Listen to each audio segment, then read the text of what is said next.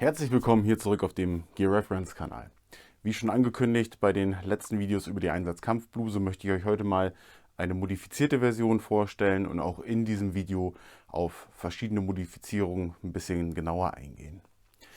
Die Modifizierungen sind in der Regel relativ identisch. Das ist natürlich immer eine Vorliebe des einzelnen Nutzers, ob er etwas verändert haben möchte. Und wir sehen im gesamten Zeitraum der Nutzung, dass die zum Großteil unverändert so genutzt werden oder eben der ein oder andere seine eigene Idee dann noch mit reinbringt. Hier an diesem Exemplar haben wir relativ viele Modifikationen. Hier wurde einiges umgearbeitet und auch richtig coole, interessante Dinge. Da kommen wir später mal im Detail zu, wenn ich euch mal genau zeige, wo das gemacht wurde. Aber was sind so die grundumgesetzten Modifikationen? Wie man hier drüben auf dem Arm schon sieht, ist es oftmals so, dass zusätzlich Klett angebracht wird. Wir haben die für die damalige Zeit typischen Truppkennzeichnungen vom KSK. Der ist jetzt hier hinten dran, an der oberen Klettfläche, die hier oben drüber genäht wurde.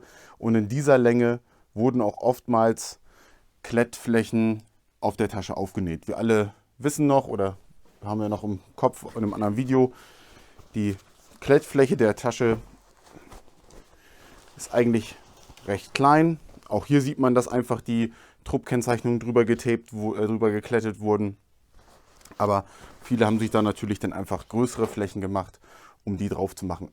Dazu gehören dann auch noch natürlich andere Patches, die in der Zeit aufkamen. Das sind zum Beispiel so ein Blutgruppen-Patch, irgendwas mit Allergien, oftmals auch der Trupp-Patch oder auch der Zugehörigkeit der Taskforce-Rotation, dass solche Sachen mit aufgepatcht wurden, Kompaniewappen etc.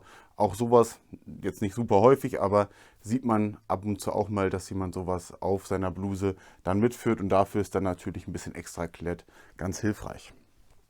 Eine andere Sache ist die persönliche Identifikation über Infrarot und zwar die sogenannten Glint-Tapes, also auch einfach ein kleiner Patch, der eine IR-reflektierende Oberfläche hat, was man denn unter dem Nachtsichtgerät deutlich besser erkennen kann, dass man, wenn man unter Nachtsicht arbeitet, auch die andere Person irgendwo leichter wiederfindet.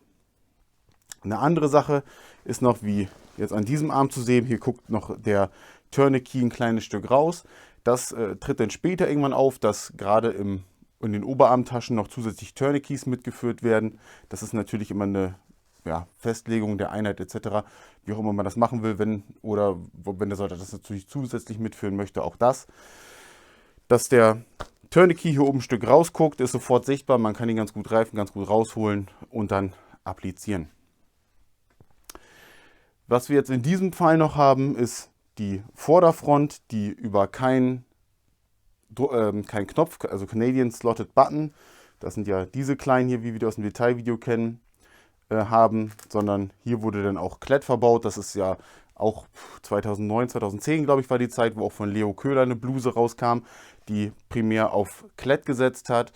Damals gab es so ein Studio oder sowas, habe ich mal einen Bericht drüber gelesen, über die Wirkung von festen Teilen wie Knöpfen, Stifte etc., die ich in meinem Combat Shirt trage, unterhalb einer Schutzweste, was mit denen passiert, wenn darauf ein Projektil trifft und das Zeug dann unter der Schutzweste quasi in die Haut stanzt.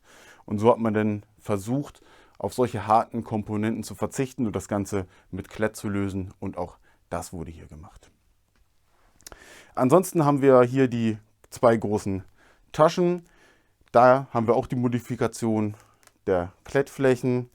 Und ansonsten wird hier natürlich die Schutzweste getragen. Im Normalfall haben wir die Reißverschlüsse in den Innenseiten der Taschen. Hier wurden die Taschen einmal getauscht und ich habe den Reißverschluss so in der Außenseite und kann dann hier von der Seite oder eben von hier entspannt mit der Hand reingreifen, auch wenn ich eine Schutzweste drüber trage. Genau. Eine andere Besonderheit, das sieht man relativ häufig auch bei Surplus-Blusen, die im KSK im Einsatz waren. Und zwar hier ist so eine Klettfläche umlaufend. Die ist für die Kapuze von der Einsatzkombination, die es damals noch gab.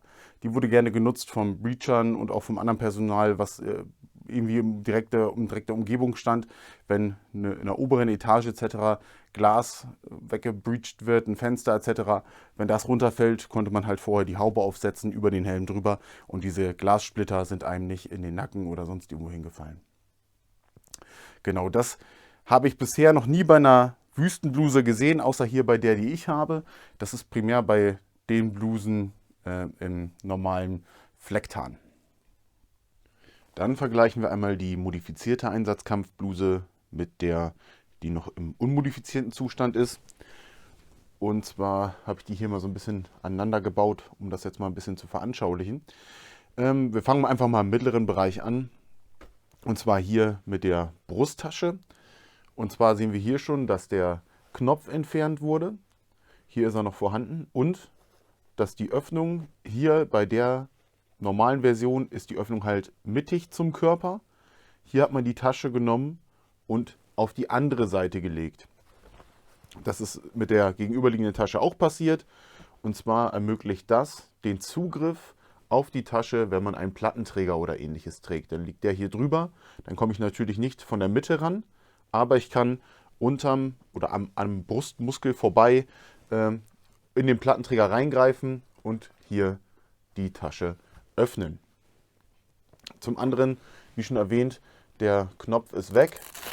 Hier ist jetzt Klett eingenäht, um das Ganze halt so zu schließen. Bei der anderen Seite identisch. Dann gucken wir uns mal den inneren Bereich an und auch hier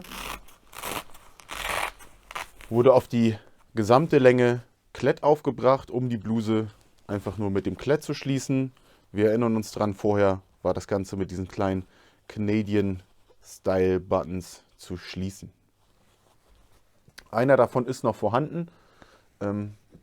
Zwar, das ist der hier oben, wenn man das da oben nochmal zumachen will, aber benötigt man ja eigentlich nicht mehr. Dann gehen wir einmal auf den Arm und zwar hier ist die Tasche, wie sie normalerweise aussieht. Wir haben die kleine Klettfläche und hier den einen großen Canadian Style Button. Kein Klett. Gucken wir uns das Ganze mal hier an. Und zwar sehen wir hier schon, dass eine größere Fläche über die gesamte Größe der Tasche, eine größere Klettfläche aufgenäht wurde und wir im oberen Bereich auch nochmal eine extra Klettfläche haben. Wir sehen die in verschiedener Nutzung. Hier oben relativ häufig die Trupp-Kennzeichnung, noch irgendwelche anderen Bezeichnungen oder einfach nur Patches etc. hier dran.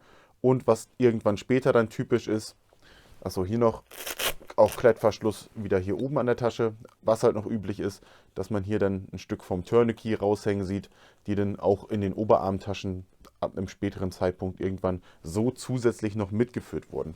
Ich habe auch auf dem Foto eine Modifikation gesehen, wo Klett angenäht wurde. Man sieht es auf jeden Fall, dass eine Klettfläche vernäht ist, aber auch zusätzlich noch der eine Knopf oben mit angebracht ist. Also, dass man zwei Varianten der Schließung hat. Dann kommen wir noch zu einer recht interessanten Modifikation, wie wir es öfter von KSK-Blusen kennen, gerade die auch im Kommando im Einsatz waren. Hier sehen wir schon, dass auch hier hinter wieder was eingenäht ist. Und zwar haben wir hier im Kragen eine weitere Klettfläche, die einmal umliegend ist. Und zwar ist die für die sogenannte Breacher Hood, also eine Kapuze, gerade beim Einsatz von Sprengmitteln in oberen Etagen, wo Glas etc. zu Bruch gehen kann. Damit nichts in den Nacken fliegt, hat man dann die Kapuze von der Einsatzkombi an die Feldbluse angebracht. Hier habe ich einmal die Kapuze der Einsatzkombi in der Flecktarn-Version. Und zwar ist die normalerweise an die Kombi mit dem Reißverschluss angebracht. Dann wurde hier aber einfach im Inneren auch wieder ein Gegenstück aus Klett gegengenäht, was dann einfach eingeklettet werden konnte und so dann quasi mit an der Bluse befestigt war, um halt nochmal diesen zusätzlichen Schutz zu haben. Hier ist die jetzt noch, die ist unverbastelt im Originalzustand, deswegen ist jetzt hier das Klett nicht drin. Ich habe aber überlegt, ob ich nochmal eins einnähe, um das auch nochmal so nutzen zu können, weil ich es eine ganz interessante Methode finde. ja, um es mal gesehen und gezeigt zu haben. Hier können wir es nochmal sehen, die beiden Brusttaschen, dass die auf die gegenüberliegende Seite gelegt worden sind, weil wir jetzt den Reißverschluss außen haben. Ja, das sind so die gängigsten Modifikationen, die man an diesen Einsatzkampfblusen, egal ob Generation 1 oder 2, finden kann. Hier jetzt halt am Beispiel einer Generation 1. Dann bedanke ich mich wieder einmal fürs Zusehen. Seid gerne beim nächsten Mal wieder mit dabei. Und dann sehen wir uns. Bis bald. Ciao.